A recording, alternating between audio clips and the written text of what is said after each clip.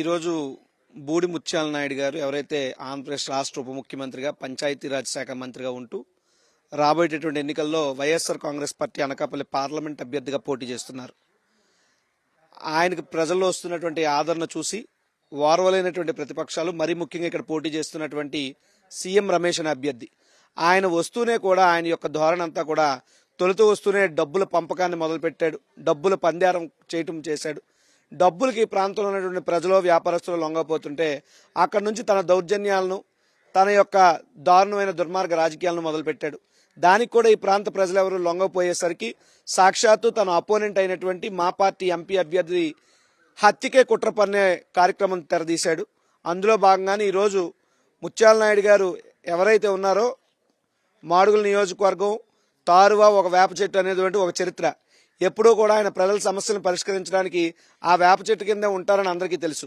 అయితే అటువంటి పరిస్థితుల్లో ఈరోజు ఆయన ఇంటి మీదకి ఒక భారీ సైజు డ్రోన్ ఎగరవేసి ఆయన ఏ రకంగా ఇంటికి వెళ్తారు, ఎలా ఇంటి నుంచి బయటకు వస్తారు, ఆయన కార్యకలాపాలు ఎలా ఉంటాయి అన్నటువంటి మొత్తం రెక్కి నిర్వహించి, ఆ రెక్కి నిర్వహించిన వారు కూడా ఎవరు అంటే ఇక్కడ వారు కాదు, ఈ ప్రాంతంలో రిజిస్ట్రేషన్ అయిన వెహికల్ కాదు, తెలంగాణ రిజిస్టర్డ్ వెహికల్లో తెలంగాణ నుంచి కొంతమంది కిరాయి మనుషులు తీసుకొచ్చి ఫ్లై కెమెరాలు పెట్టి ఆయన యొక్క కార్యక్రమాలని నిఘా పెట్టి ఆయన ఏ రకంగా అయినా సరే భౌతికంగా అంతమొందించాలనేటువంటి ఆయన హత్యకు కుట్రలాగా మేము ఖచ్చితంగా దీన్ని భావిస్తున్నాం.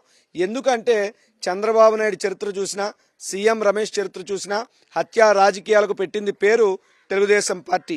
అలనాడు వంగవీటి మోహన్ రంగా గారి హత్య దగ్గర నుండి, ఎన్టీ రామారావు గారిని వెన్నుపోటు పొడిచి మానసికంగా హత్య చేయడం దగ్గర నుంచి, ఒక మల్లెల బాబ్జీ గారి హత్య దగ్గర నుండి అలా చూసుకుంటూ పోతే ప్రతి ఒక్కరిని కూడా ఎవరినైతే వారు రాజకీయంగా ఎదుర్కోలేక, రాజకీయంగా వాళ్ళ ముందు నిలబడలేకపోతారో అటువంటి వారిని భౌతికంగా అంతమొందించడం అనేటువంటిది చంద్రబాబు నాయుడికి వెన్నతో పెట్టిన విద్య.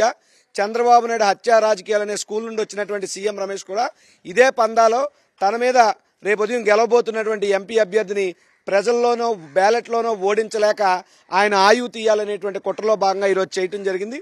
బట్ ఖచ్చితంగా దీని మీద ఎలక్షన్ కమిషన్ తీవ్రంగా స్పందించాలి, తీవ్రమైనటువంటి చర్యలు తీసుకోవాలి.